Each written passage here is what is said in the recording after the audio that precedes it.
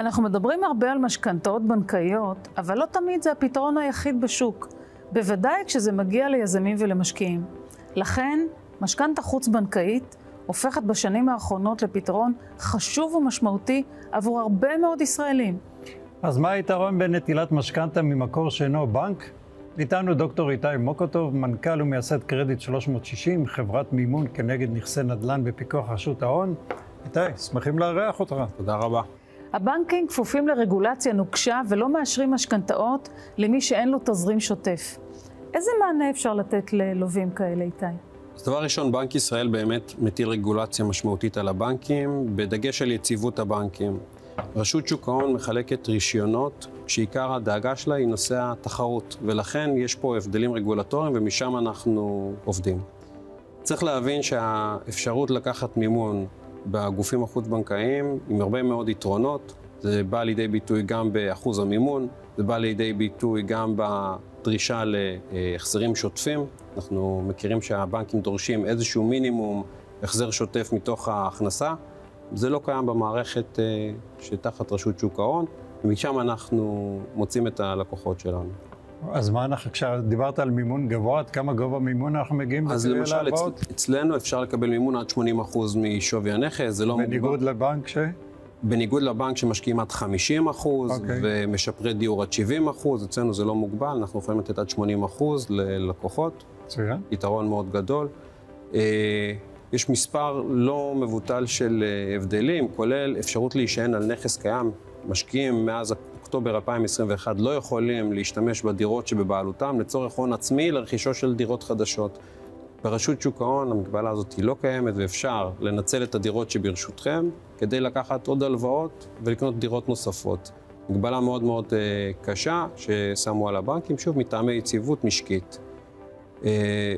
עוד יתרון, בעולם החוץ-בנקאי יש מה שנקרא משכנתא הפוכה, שם הלווים לא מוגבלים בגיל, כשבמשכנתא רגילה בבנק, גיל הלווה מוגבל עד גיל 85, ובעצם אתה בן 70 ורוצה לקחת כסף ולהעביר לילדים, אתה מקסימום מוגבל 15 שנה להחזיר את כל ההלוואה. הרגו אותו.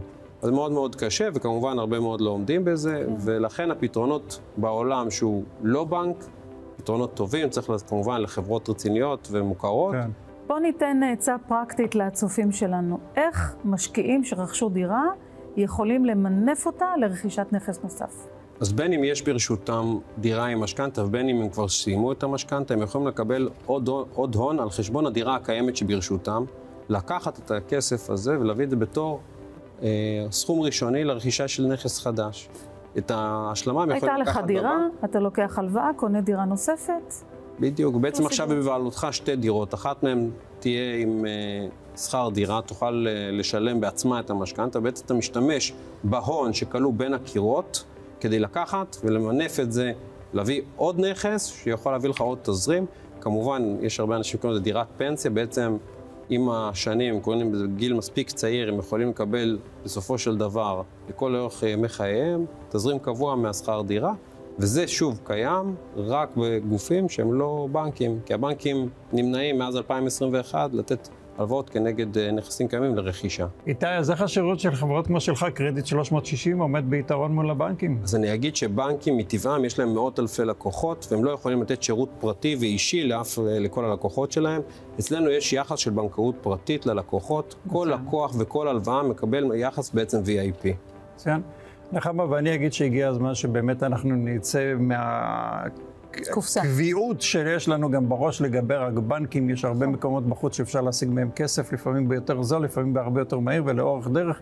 קצת לפתוח את הראש ולגלות שבענף הנדל"ן אנחנו כבר רואים כניסה מאוד מאוד מאוד מאוד מסיבית של מקורות מימון חוץ-בנקאיים, ובהחלט אפשר הגיע הזמן שזה ירד לבעלי הדירות, נכון? כן, זה נכון. דוקטור איתי מוקוטוב, הרבה תודה שבאת, תודה על התובנות וההסברים.